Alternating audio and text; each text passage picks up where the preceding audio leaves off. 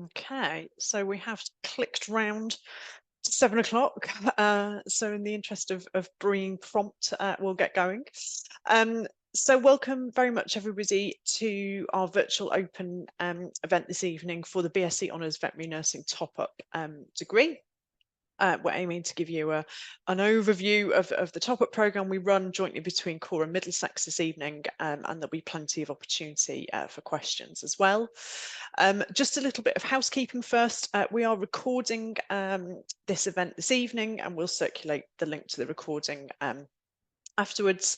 If you've got any questions, please type them in the Q&A box. There should be a control panel either at the top or the bottom of your screen with a little sort of Q&A icon. So any questions, please type them in there and we'll take questions at the end. Any sort of technical issues or any sort of general queries that aren't really questions, please pop them in the chat and we'll aim to help you via the chat function instead. Okay, so we'll get going and we'll start off with some introductions. So my name's Catherine Hemingway and I'm the programme leader for the BSc Honours Veterinary Nursing Top Up course that we run jointly with Core and Middlesex. I've been working at Core now for 10 years, so I've been in teaching for quite a long time. I'm very excited to do this webinar for you and introduce the brand new programme that we revalidated last year, and we've taken on our first cohort of students this year, this September.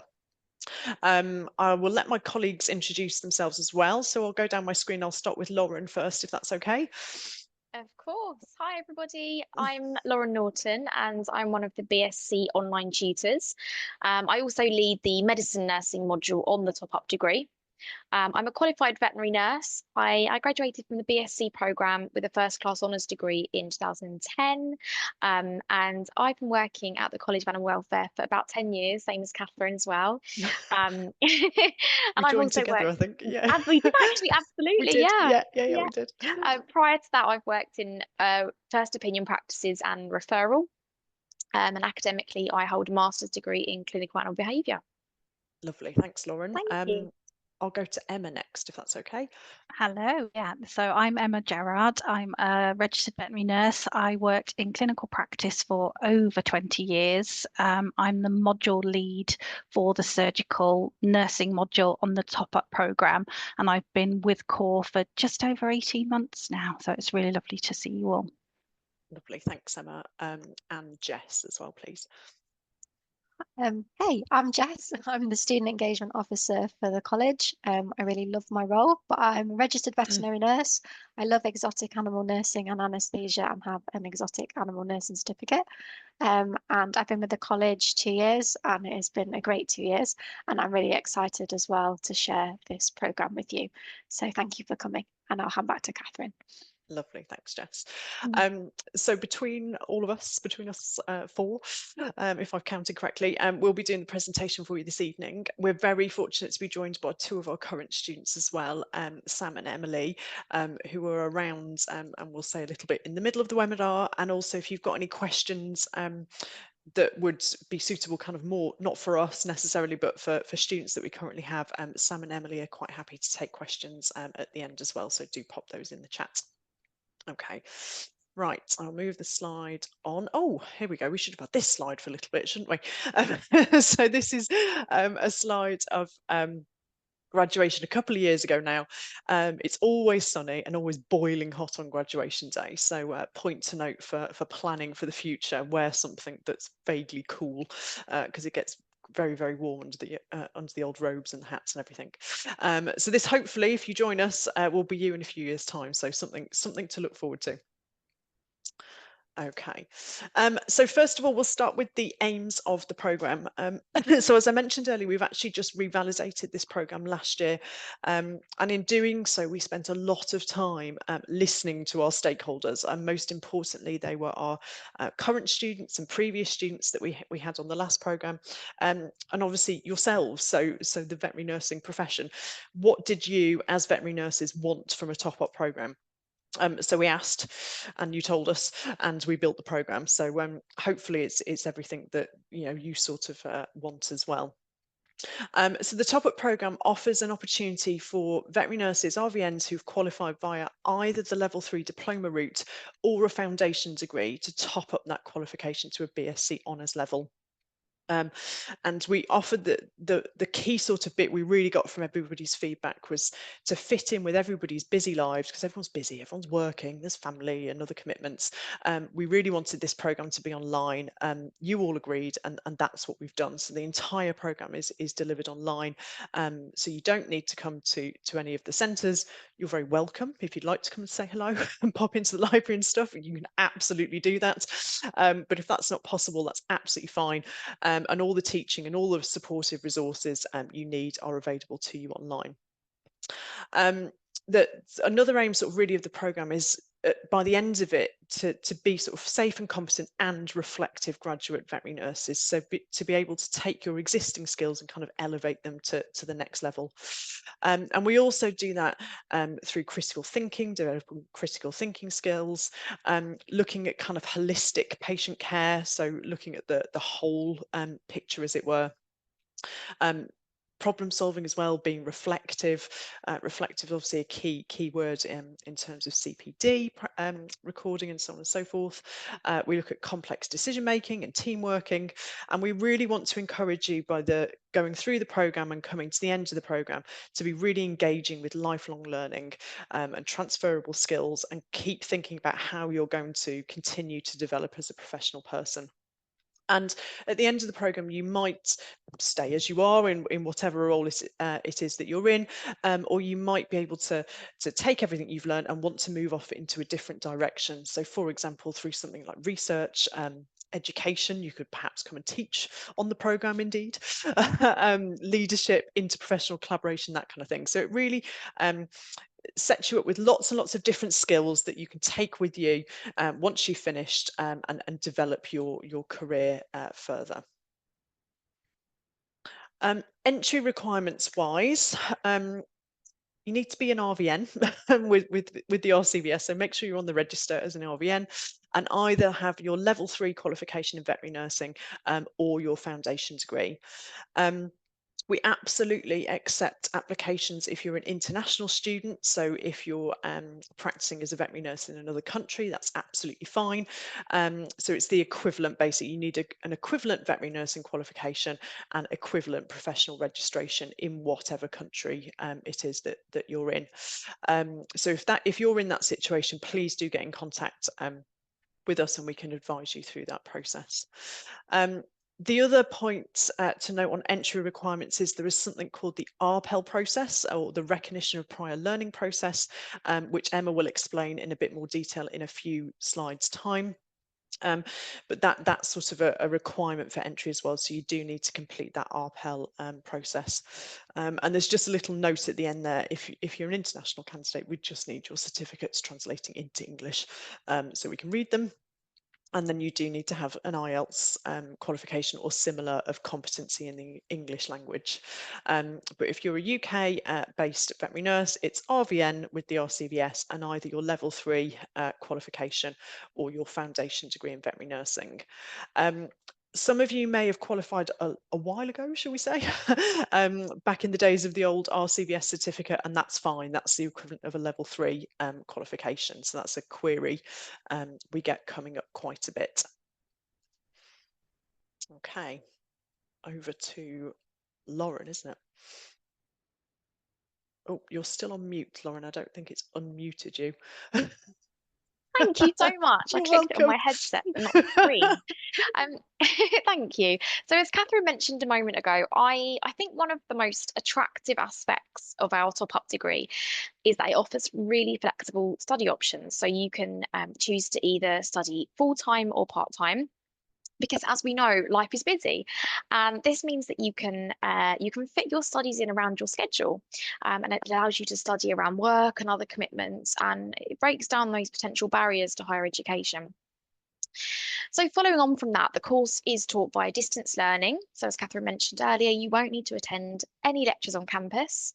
And our weekly timetable consists of teaching and learning activities that are all delivered via our online platform, both synchronous live online sessions and asynchronous teaching and learning materials that you'll complete each week. Outside of the live teaching hours, you'll learn independently at a time most convenient to you, through self-study, which will involve reading articles and books, working on projects, undertaking research, and preparing for assessments. And we also utilise a range of assessment methods. So there really is something to suit every learning style, from presentations to conducting your own research to written assignments. Catherine, if you wouldn't mind just going on to the next slide, that'd be fantastic. Thank you so much. So looking at the course content in a little bit more detail now. So if you opt for the full-time route, you'll study 2 modules each semester.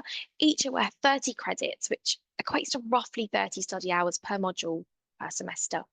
Full-time students will study 4 modules per year over 2 years. Learners on our part-time route will still study the same modules and benefit from the same exciting and stimulating course content as our full-time students, but you'll study 1 module per semester, so 2 modules per year over 4 years. And as Catherine said, this is a particularly exciting time for our Top Up programme. We've recently revalidated our programme and we really jumped at the opportunity to develop a course which truly meets the needs of our learners. As a result, we've got a really diverse range of modules on offer and there's something for everyone there. So in year 1, as you can see on screen, for those of you who feel most comfortable when wielding a pair of Gelpy retractors, we've got the surgical veterinary nursing module led by Emma. And for those of us that prefer a good blood glucose curve or running PCVs for our IMHA patients, we've got the medicine nursing module. You'll also study evidence-based veterinary nursing, as well as explore the veterinary nursing profession and the role of the veterinary nurse. And then in year 2, ECC nurses rejoice, as you'll be able to further your understanding of nursing emergency and critical care patients and the specific care required for patients undergoing anaesthesia. You might be particularly interested in research and evidence-based nursing, and so you'll also have the opportunity to research an area of interest to you through the quality improvement module. Part-time learners modules, but spread over the 4-year duration, with evidence-based nursing and medical nursing in the first year, surgical nursing and veterinary nursing and futures in the second year, and so on, as you can see on your screens now. Both routes, of course, will finally culminate in our fantastic graduation ceremony. You saw the image at the beginning, when all that hard work pays off, resulting in a huge celebration of your achievements, and also a great chance to network and socialise with your peers and tutors. And trust me when I say that graduation day comes around really, really quickly. Thank you so much, Catherine. That's all from me.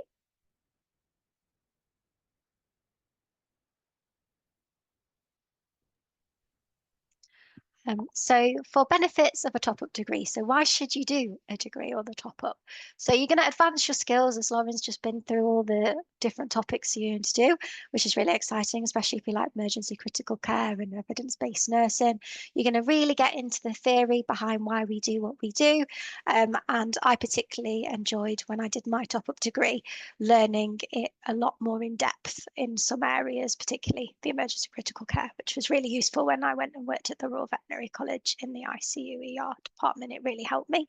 It's about career progression.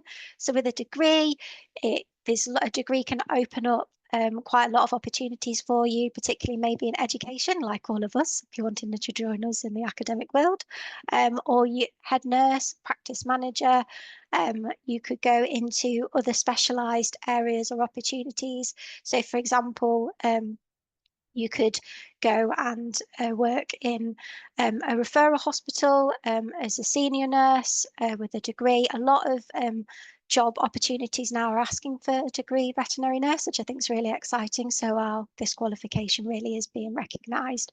It's about professional recognition. I always really wanted to have a degree. I was really excited about it because it's about, developing your own skills, developing your own academic levels. And I think that's really important as well. And also you do get professional recognition for it. I've been asked a lot actually if I have a degree throughout my career, and it's always been like, yay, I could say, yes, I do have that degree and I'm very proud of it. And then personal development as well. You might want to learn about doing your critical analysis skills further, particularly in research. You might want to get published in a journal. That was on my bucket list, and I was very excited to do that with a student that I helped in another job. And there's quite a few people here on this webinar that have also got published in a journal. So if you're wanting to get published in the Veterinary Nursing Journal, the Vet Nurse, the VNJ, sorry, they sound very similar. That's quite an exciting opportunity, and the degree can definitely help you do that. It's also about building confidence. I definitely felt I had more confidence when I had my degree, when I'd achieved that, and it is such an achievement. And that graduation, as you can see in that picture, it's pretty amazing when you get to throw your hat up in the air. I'll never forget it. Lauren, I'm sure you'll agree, like me.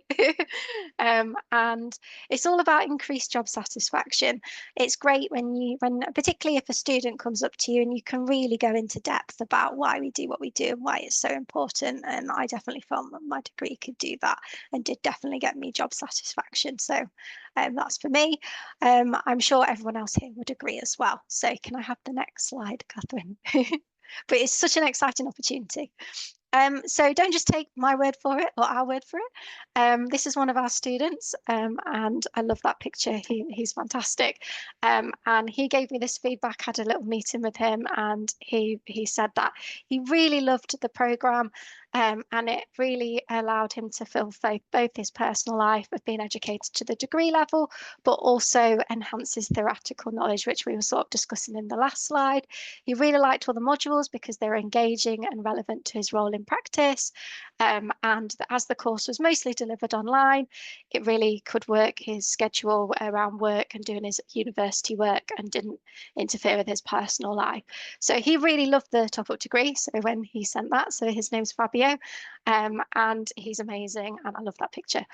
We've got two other of our students here that are going to share their thoughts and feelings with you. So if I can have Emily and Sam, if you'd like to tell everybody why you did the degree, the Top Up, and what you loved about it. Thank you. Hi, so I'm literally in my first term, so I've got a long way to go. Yeah, I'm doing the part-time route. I started this because I've been qualified now for 25 years, and I just started to get to a point where I didn't feel confident in the skills I'd learnt so long ago, and so many advances in the profession since I learnt that I just started doubting what I was doing, and wanted to try and find out a bit more. And actually listening to this open day last year and hearing someone else of a very similar story who had just graduated, I just completely resonated with what I wanted from a course. And so I made the decision to apply, and already, you know, sort of 13 weeks in, I've learned so much, and have, you know, been able to adapt it and do it and put some things into practice already. And yes, so far so good. I feel like I've made the right choice. It is a lot of work, but not more than I expected it to be. Hi guys. Yeah, so I also am, oh well, I'm not also part-time, but I'm doing the full-time course, but also in my first semester. Same as Sam, I'm really enjoying it at the moment. I really didn't think that university or going into higher education would be something that I'd ever be able to do after I did my diploma. I sort of just thought, oh, I've done my diploma and I'm sort of stuck now. But you know, with work and whatnot, but this course came along and I was like, oh, this seems a little bit too good to be true, and it's not. It is good, which is great. And yeah, I'm learning so much, and being in referral hospital, it's really nice to be able to learn like all the up-to-date knowledge and definitely practice like evidence-based nursing, because it's such a big topic in the industry at the moment. So yeah, it's really interesting. And one of my long-term goals was to go into education, and like I say, thinking, you know, you're not ever going to be able to get there because there wouldn't be a course that would top you up to that level seemed a bit sad and stagnated. But yeah, this has definitely changed my opinion. So I would definitely think if you're in the same boat, it's something that you have to do, and there's no time like the present. So yeah, I'm enjoying it as well. Thank you. So I think I'll hand back to Catherine. I think we're over to Emma now, aren't we? We are, There you yeah. go, Emma. So thank you. So I'm going to take you through the recognition of prior learning, so our RPEL. So hopefully this will be a bit sort of easier to understand once I've gone through a couple of slides with you. So in order to be awarded your BSc honours degree, applicants need 360 credits in higher education. Now, our higher education is set out in varying levels, so starting at level 4, and then we progress through to level 5 and end at level 6. Our Top Up programme is designed for applicants who are already registered veterinary nurses and either have a level 3 diploma or foundation degree, as Catherine mentioned earlier on. So in terms of the RPL process, applicants who have a foundation degree will already have those credits at level 4 and level 5. So you will step on to the programme at level 6. However, those applying for the degree with a level 3 diploma will need to have the RPL credits to log their professional experience to gain those level 4 credits and then complete the programme and step on at level 5. Okay, so your RPL portfolio will be completed to give you your level 4 credits. Now, our RPL portfolio credits count for 120 level 4 credits to progress onto that level 5. This process recognises your prior experiences in practice and all your learning and your knowledge as veterinary nurses. So this will count towards your level 4 credits. Deadlines are to be confirmed, but it's usually around the end of August. Okay, so there's plenty of time to sort of get support and get this in place for you. Our applicants that go forward for the RPL are allowed 3 attempts if needed. Okay, so hopefully it'll just be the 1 attempt for you, and it'll be fine. You'll have sort of a straightforward process, and you'll have lots and lots of guidance and support. So in terms of our RPL support, we've got a handbook, we've got a portfolio template, we'll arrange a workshop as well to provide additional support, and you will all have individual mentor support. So Lauren and I have supported students in this process this year. So, you know, we've got lots of experience and can help to guide you through the RPL process. What we can do is sort of support applicants through the process, and we'll review that portfolio before it's handed in. So we've got an even better chance of getting that sort of signed off with a first attempt. Now with the RPL, it's only a pass or a fail. It's not graded, okay, and we don't assess anything against academic writing. So it should be in reach of everyone that sort of applies for the programme. Could I have the next slide, please, Catherine?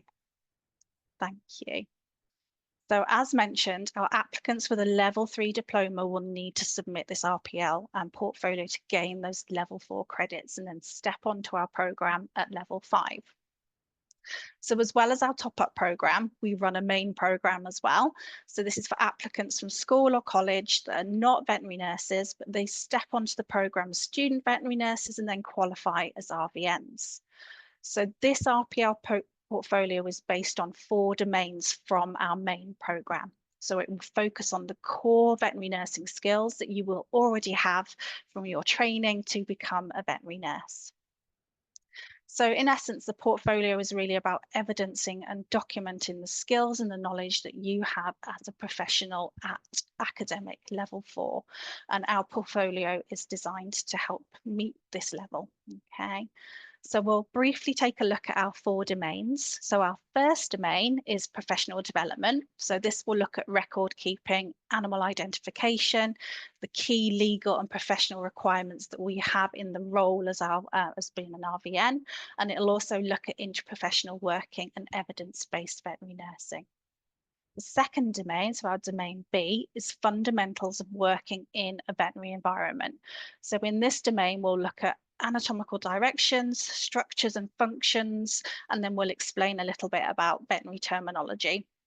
We'll also explore common causes of infectious diseases and preventative healthcare strategies. So that'll be providing evidence on vaccination, neutering, kennel cough, cat flu, ringworm. So it'll be things that you're seeing on a regular basis in practice. We'll also look at patient assessment and care in the veterinary environment and around that safe working in a veterinary practice. So for example, things like manual handling, radiography legislation. So again, it's all things that you'll be doing every day in veterinary practice. The next domain will be C, which is our body systems. So this is the first of our body systems module on the main program, and this focuses on the gastrointestinal system and the integument system, so skin. So we'll look at the structure and the function of these systems. Again, it will be very common things that you'll be seeing, so vomiting and diarrhea and those itchy skin patients, ear patients that we'll be seeing. We'll look at the diagnostic tests that are required for our diagnosis of these common disorders, and we'll look at the reasons why tests go a little bit awry and reasons for spurious tests. We'll also look at safe and effective veterinary nursing care for these patients with these common disorders.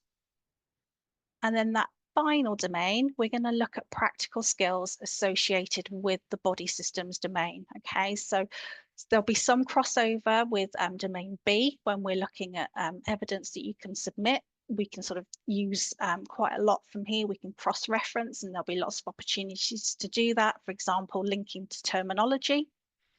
We'll be looking at safe handling and restraint techniques, basic nursing assessments and husbandry and care, looking at lab tests that we can use, preparing samples for GI and dermatological conditions as well, and then recording and interpreting our laboratory tests, and obviously communicating with the appropriate team members.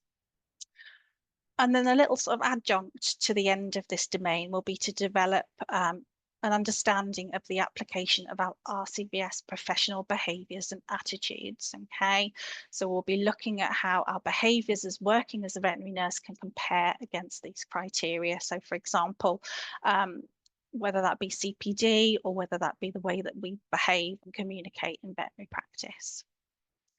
So everyone's portfolio will be very different, and I think Lauren will agree with me. We've seen such a varied amount of things depending on where we're working in practice. So it's been really lovely to see sort of the experience and the knowledge that all of our applicants have had. So it's not just the writing that counts. It'll be things like CPD certificates. So if you've done a course, for example, perhaps that be on emergency and critical care or some surgical nursing. Perhaps it's something about evidence-based medicine in there. Perhaps you've held a client evening, so you can include posters, emails, photos, videos, witness statements, you name it, you can include it. And we do like a varied amount to sort of show the evidence that you have. All evidence needs to be dated within the last 5 years, and we do need to make sure that's all in line with GDPR and practice permission.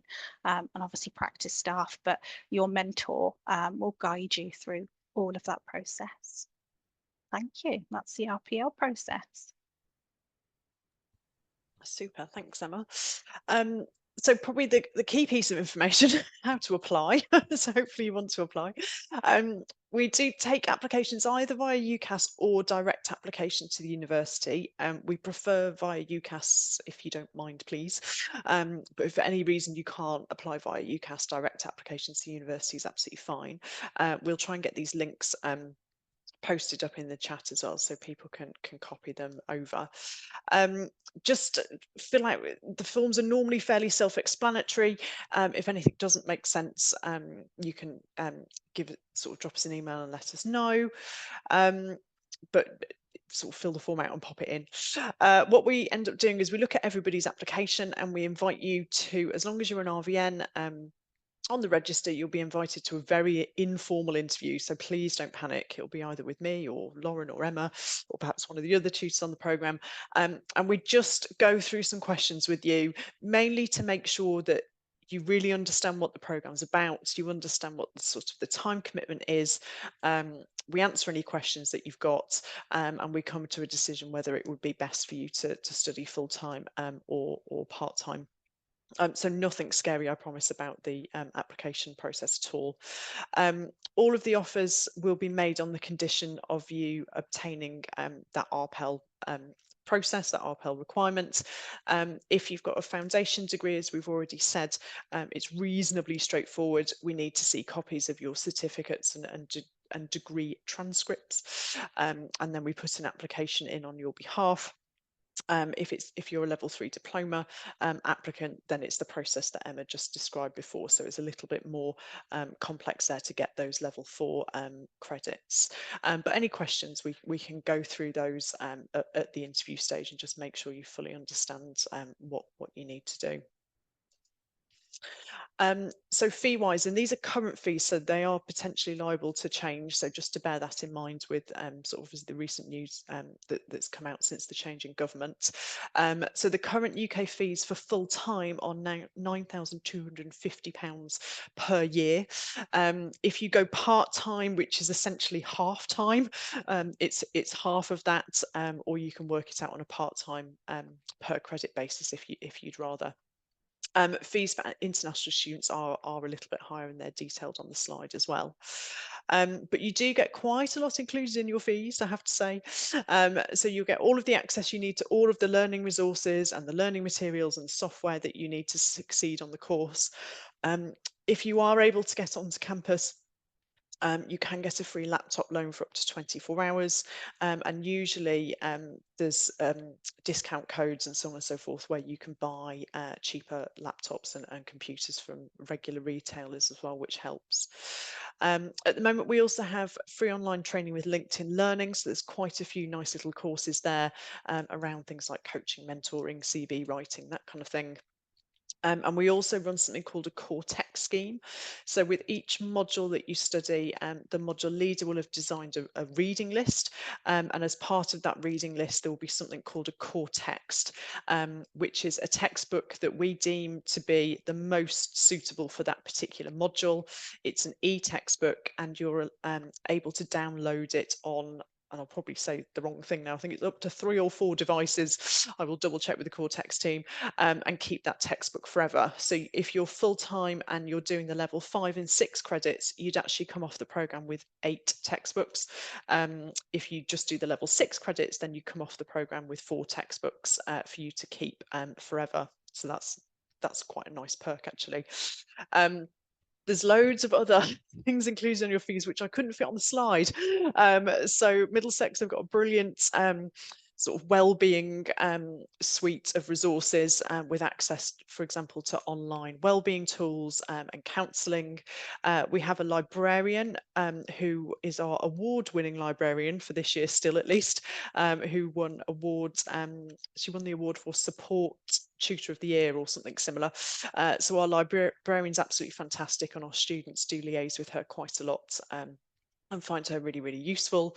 And there's so many other things that I can't even begin to start on them. So we have, for example, a disability and dyslexia service. So if you do come onto the programme with any health needs, or you develop any health needs, they can support you with that.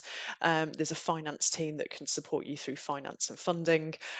We've got a learning support team who can support you with academic writing, for example. There is so much support. And when you come on for Welcome Week, we go through that support and keep signposting you to it. So any sort of bumps along the road when you join the programme, there's definitely a support team in place to help you there. But with it being an online course, please do budget for a couple of sort of key pieces of equipment. So you really do need a desktop or a laptop computer with a stable internet connection. And also to access the live sort of seminar sessions that we run, you do need a webcam and a microphone, and ideally a headset. That works quite nicely because it blocks out background noise, and you can concentrate on the live session as well. Okay. So we'll go on to the any questions slides, and I think Jess, you're driving the questions, aren't you? You like driving the questions? Yeah, I do. So if anyone else wants to answer, ask a question, please can you type it into the Q&A box now and press post so that we can see your question. So we've got 3 currently. So the first question is, does student finance cover part-time BSc top-ups? So I'll open that to the panel. You want me to take that one? The short answer is yes, it should do. But with any finance questions, I always offer a degree of caution because everybody's financial situation's different. So my advice would be to get in touch with our fees and finance team, and we can post a link for that later as well, or circulate with the recording, and speak to somebody at the university. And also, if you're in England, to speak to Student Finance England. And as long as you're eligible for student finance, then they don't, as far as I'm aware, treat the part-time route as any different to the full-time route in terms of giving you finance if you're eligible for it. So it should be fine. But I always just say double check your options out because everybody's financial situation's different. Thank you. Okay, so the second question is the direct application link for the part-time courses isn't working. Does this have downtime at certain times of night? It shouldn't do. We'll check it and we'll make sure we circulate the right one. And could you explain a bit more detail about the part-time costs? Absolutely. I will go back a slide. So full-time route is 4 modules a year, which is the £9,250, and part-time is 2 modules a year. So it's basically just half the amount of money, essentially. My maths isn't that good for this time of night, but I think it's like 4,500 and something-ish pounds. So it's just half the amount per year. And what times, how many lessons are live per week? Are they set times and days? Oh, good question. I don't know if Emma or Lauren wants to answer this one, just this is a break from me talking. Because Of course. Would you like me to take that one, Catherine? Yeah, Thank go you. on. Yeah. Yes. So at the moment, yes, the current days and times, it's 2 hours every other week per module. So for our full-time students, it would be 2 hours every week, because you'd be studying 2 modules at the same time. For our part-time students, it would be 2 hours every other week. And they are at set days and times at the moment. For evidence-based nursing, we've got 10 till 12 on a Wednesday. Emma, what's your surgical nursing times at the moment? Is it the same but every other week? Yeah. So exact times and days would be confirmed. When will we have that confirmed, Catherine, would you imagine? So we're confirmed for semester 2 already. So the students who are currently on programme with us know their times and date for semester 2.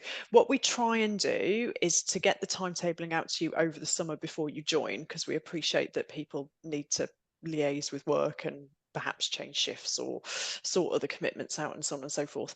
At the moment, what we've done for this year is we've stuck with a Wednesday morning, 10 till 12 for our level 5 modules. Next year, as the programme rolls out, we'll be doing level 5 modules and level 6 modules. So we've not confirmed it yet because we've not got that far in the year, but I suspect we'll stick with a Wednesday perhaps for the level 5, and we'll pick another day for level 6. TBC, but we do try and give you as much notice of as live sessions as we possibly can. It leads on to a very good point, actually. We do expect you to turn up to the live sessions. They are a compulsory part of the course, so it's worth bearing that in mind when you're applying in terms of other commitments and speaking to employers, and that's something that we cover in the informal interview as well. I'm studying myself at the moment. Lauren's finished studying recently. Emma has, Jess has.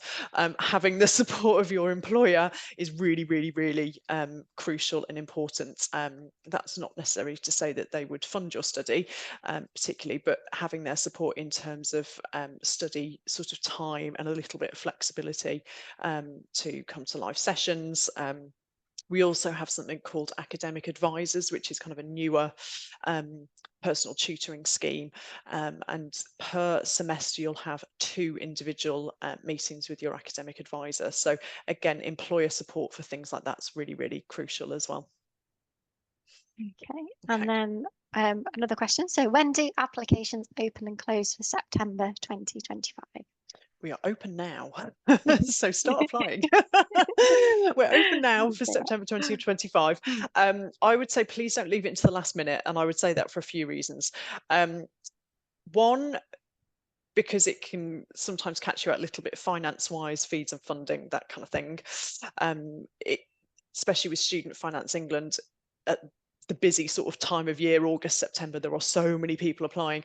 So there's sort of it's busy for them. So you want to really get fees and funding sorted out before that busy period if you can. And also because of your RPEL process. So if you're a foundation degree holder, that's more straightforward. But if you need to do your RPEL portfolio, you need to give yourself enough time to do that.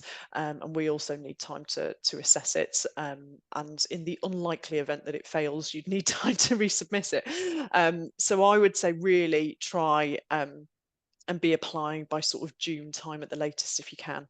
We do accept applications after then, we do, but it's helpful if you can apply sort of June, July time at the latest. Thank you, Catherine. So we've got a question in the chat, so I'm just going to give that one to you. So sounds like a silly question. Well, I can assure you there is no silly questions. They say, consider they are not related to nursing. Do other degrees and foundation degrees count towards the RPL process, or do you need to have done the nursing specific process? Yeah, it needs to be a veterinary nursing. If you're talking about foundation degrees, it needs to be a veterinary nursing foundation degree to count towards, yeah.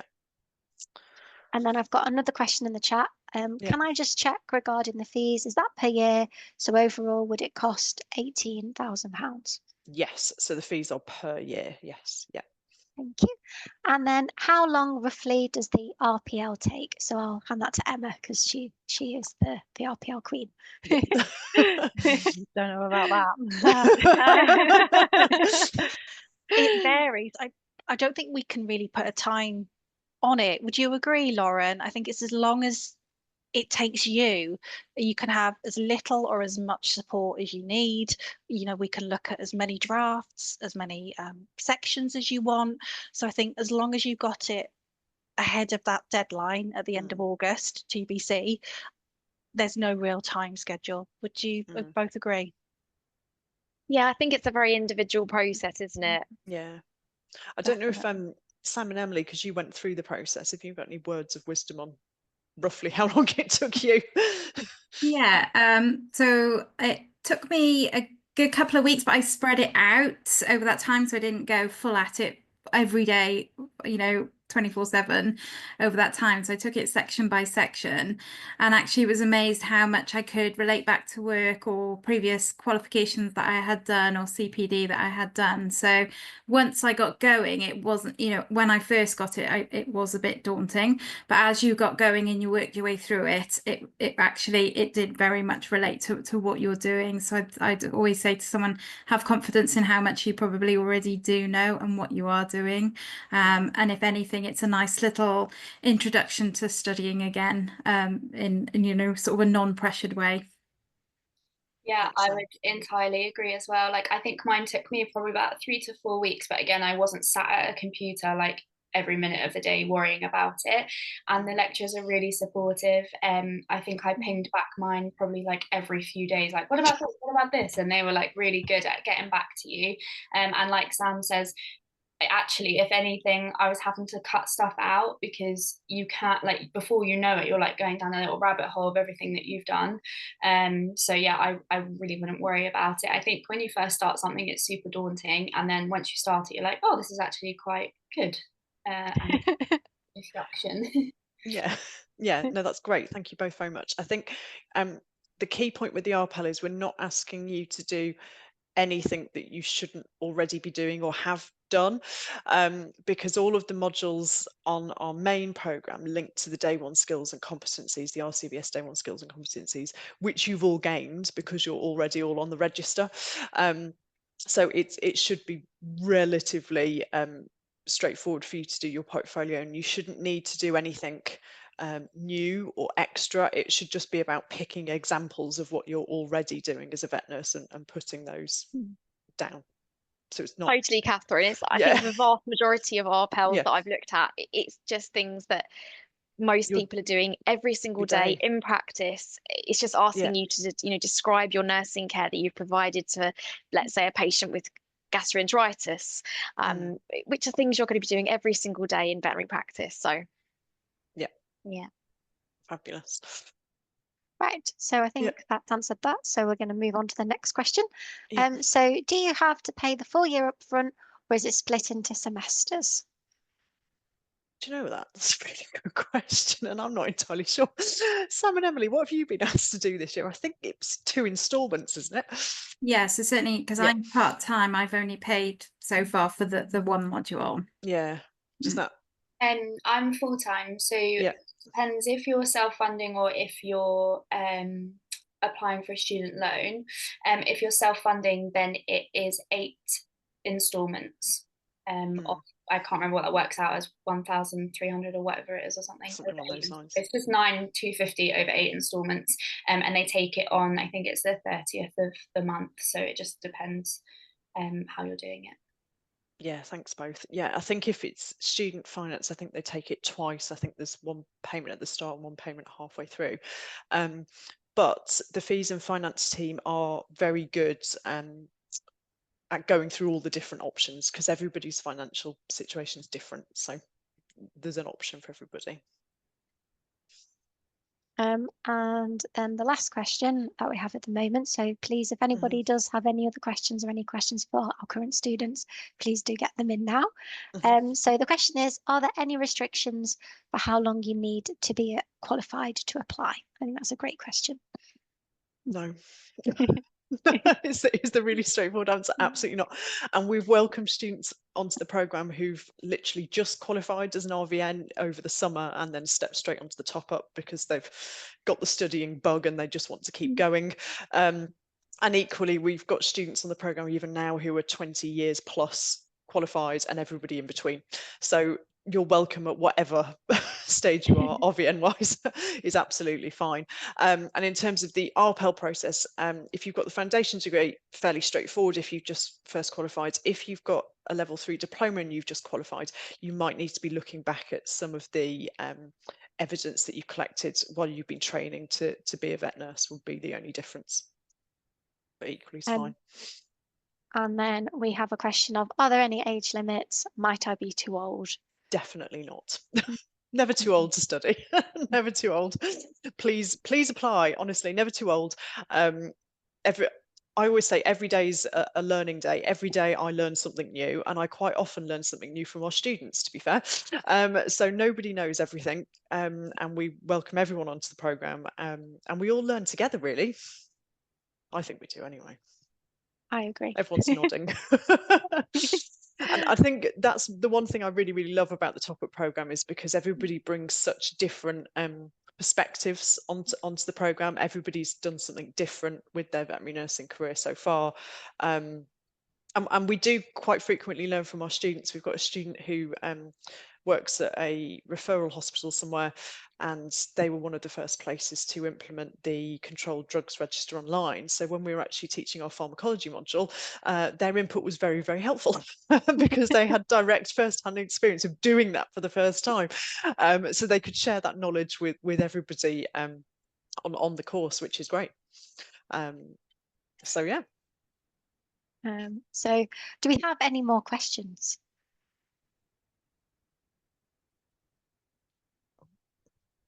Oh, we have one. Yay. Yay. So how many hours per week would you say on average would you need to study? Oh, now that is a very good question. And something that we will discuss with you in lots of detail at the interview stage as well. It first of all depends on what route you're taking, and I'll ask Sam and Emily for the realities of the situation in a minute. But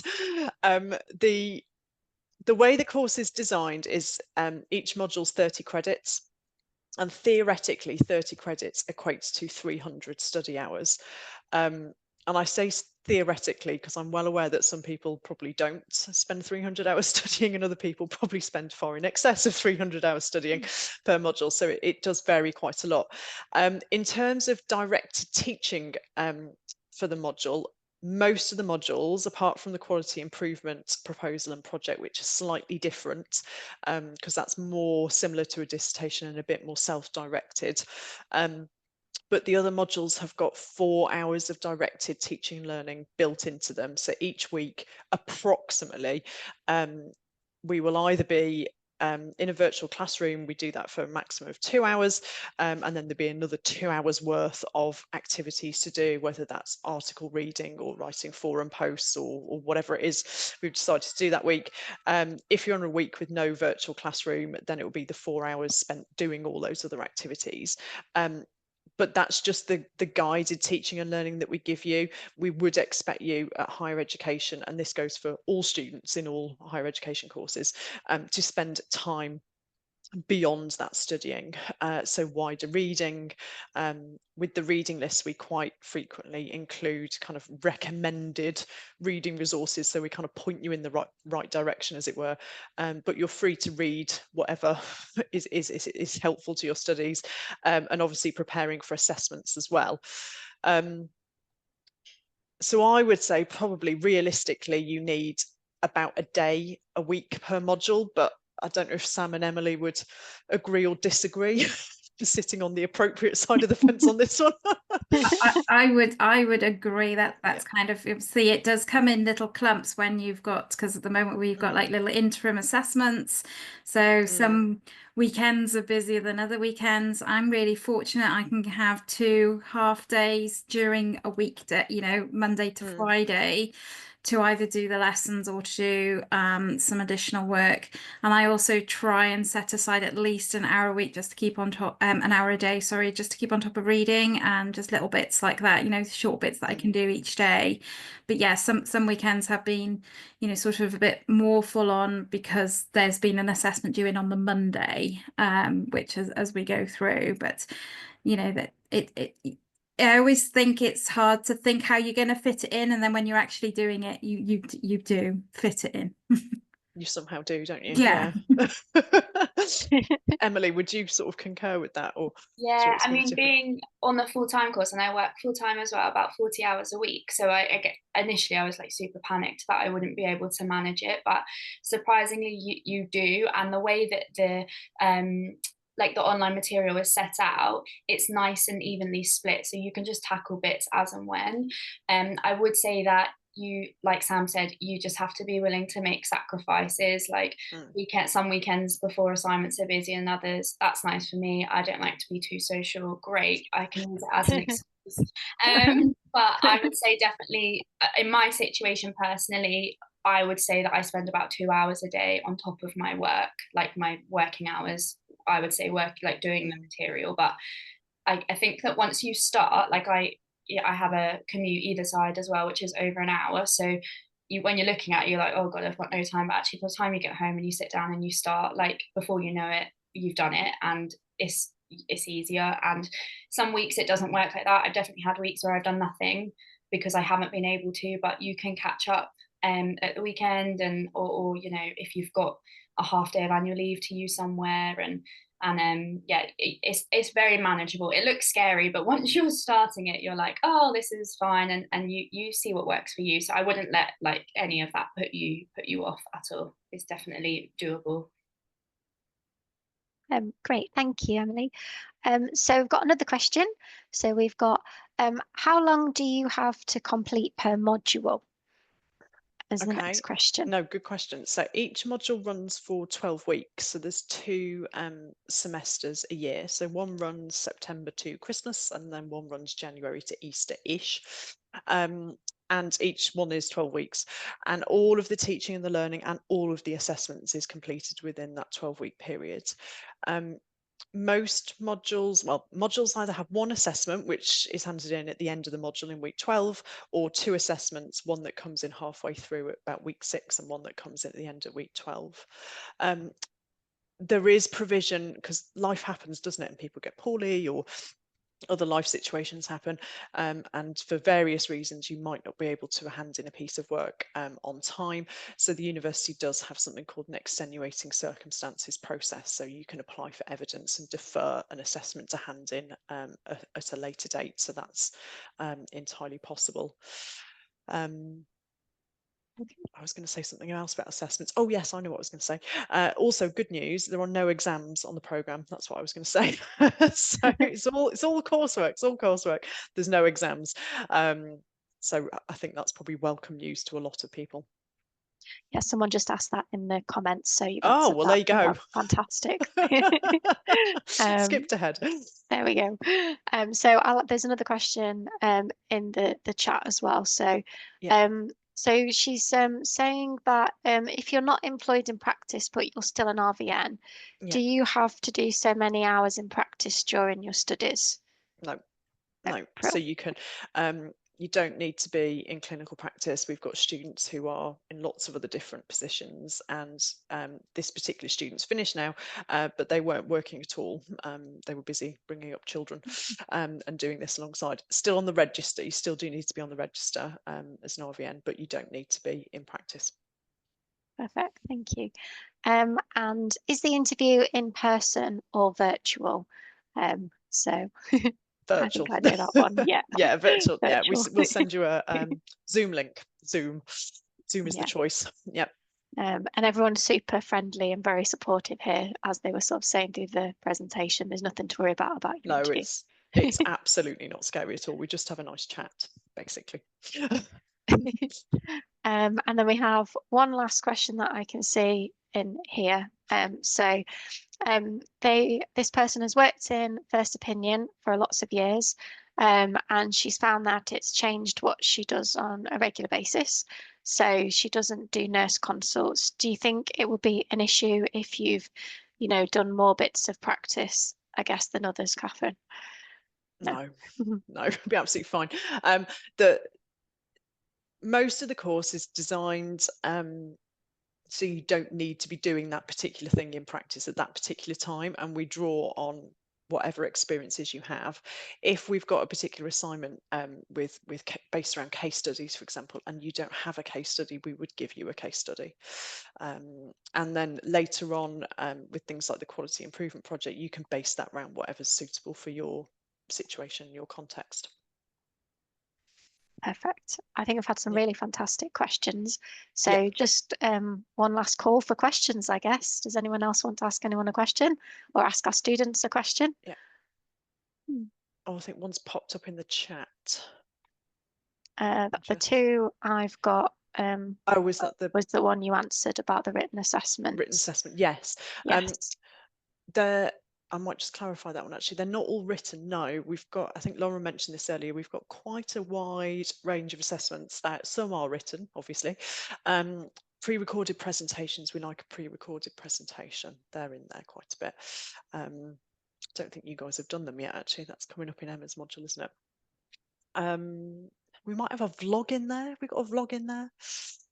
We've got some exciting things in there. I can't remember them all off the top of my head, but they're not, I can definitely say that they're not all written. There are definitely some, but not all of them.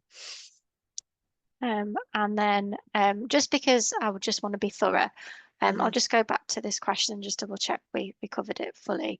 So the student finance part of it, does it cover part-time BS top-ups? It should do, yes. Good. I'm always just like, put a degree of caution when I answer finance questions because it's not my area of expertise, and you're most definitely best off speaking directly to the fees and finance team, because as I say, everybody's financial situation is different, but usually if Student Finance England will fund you to study full-time, they would also fund you to study part-time, so it should be fine, but please double check. And I don't have any more questions. Fabulous. They were brilliant questions. I don't know if Emma or Lauren has anything that you think we've not covered that we should add or clarify, or I think we've been pretty thorough, but Don't think so. Yeah, I think we've covered it all. Yeah, no, Lovely. nothing more to No. add from me. Thank you so much for Fabulous. attending. Yeah, definitely. Sam, Emily, have you got any words of wisdom or advice or words of caution? I don't know. I would say if you're thinking of it, please don't doubt yourself and give yourself a go, because certainly I'm really pleased I did it. Lovely. Thanks, Sam.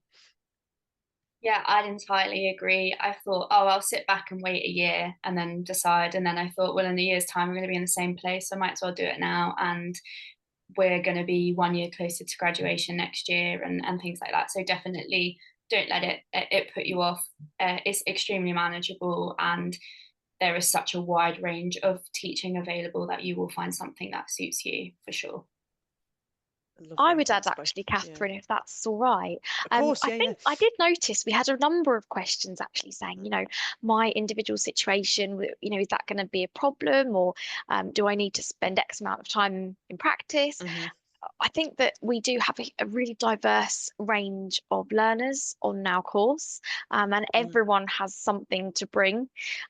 There's pros and Definitely. cons to being newly qualified and starting on the course, and being qualified for 20, 30 years. You'll all have something very different to bring. So yeah, everyone's welcome, and don't let that sort of put you off in any way. Yeah, absolutely. And I think, I mean, I'm studying at the moment. You've recently studied, haven't you, Lauren? Jess, Emma, you've all studied as well alongside working.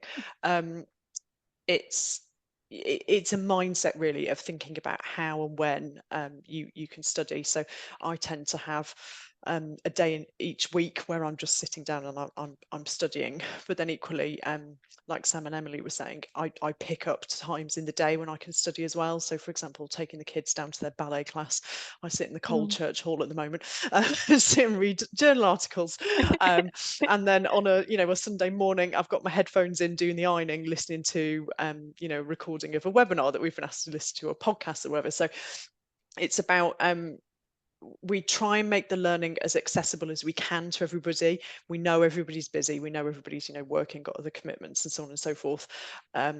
So we try and kind of present the learning in more of a bite-sized sort of flexible manner, so you can pick it up and put it down. But I would say you probably will find it helpful to have a period of time during the week where you can concentrate for a few hours together, particularly when preparing for assessments and that sort of thing.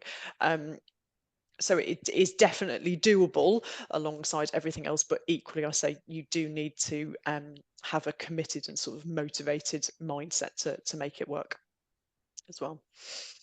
Could I elaborate just very slightly on that, Yeah, of course you Catherine, as can. well? Yeah. I think one of the most fantastic parts of this course is that all of us tutors, I think the vast majority, if not all of us, work and study and raise a family, etc., all at the same time and recently. So we know how challenging it can be, and we know the barriers and how difficult it can be. So yeah, I think that's a real benefit. Yeah, we've all been where you all are or will be. Yeah. So we can sympathise and relate. Yeah, definitely. Absolutely. And I think I'll end on like an inspirational note. So we have a little someone who is slightly famous here, which is Emma, who made it into the BSABA's companion with the 2 inspirational, incredible VNs, and she's in there, which is really amazing. So if anyone wants to check that out, I just thought I'd flag that. So you're in good hands with us. Thanks, Jess. You really are. With all of our extra stuff that we've done. So Lauren's done her masters, and Catherine is amazing. She's done many, many, many things. And then we've all done our HEA fellowship as well recently as well. So you're definitely in good hands. So sorry, Emma, but I really wanted to flag that. I hope that's okay. And yeah, so I'll Have come we back got to any more Catherine. questions or anything, Jess? Have we Oh, ticked them all I off? think we I don't do. know. So we've got Oh, one okay. last one in the fabulous. chat that's just come in. Do we Yeah. apply for the course or finance first? I think you apply for the course first and then finance. Emily's nodding. Yeah, I think you can definitely make inquiries with Student Finance England first to get an idea of whether they're going to fund you or not. But if you apply for the course, as long as you're an RVN and you're on the register and you've got the qualifications, we will give you an offer, don't worry. But it will be contingent on the RPEL process. At that point, if you want to, you could apply, get your offer, and then go and seek out finance. That's fine. If you get an offer and then for any reason can't take it up, you can just decline the offer. That's not a problem. So if you're not sure, you can always apply and then sort finance out.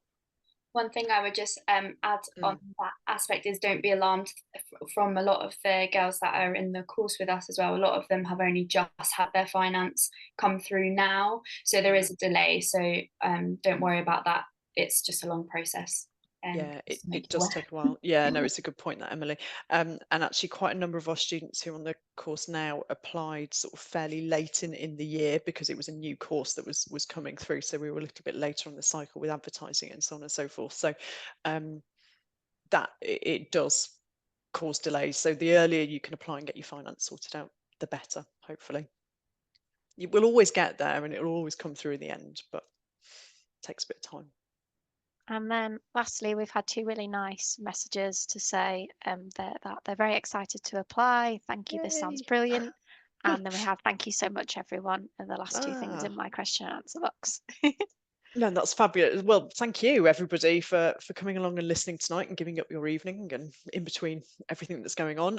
Massive thank you to Sam and Emily for joining us. Hugely thank you appreciate so that, Mhm. alongside studying and everything else you're doing. And thank you to Lauren, Emma, and Jess as well. We're all happy, you know, to take informal inquiries. If you go and look at our web pages, there's lots of information on the Middlesex University website page and also on the core page. If you're not, you know, click apply, but if you're not sure, just email in and we can have an informal chat as well. I promise you, we are not scary at all. And our quest in life is to support you really with your studies and make sure you succeed. And I think we hopefully do that very well. Fingers crossed. I think we're normally very welcoming to our students, and once you're here, trust me, we will do everything we possibly can to get you through to the end, to that graduation day. And we've seen it all. We've had tears and everything along the way, and that's fine. Everyone's learning journey is different. So yeah, take the plunge, apply. It'll be fine. That's super. Thank you very much, everybody. I'll let Alison in the background stop the recording for us, and we'll get that circulated to everybody as well.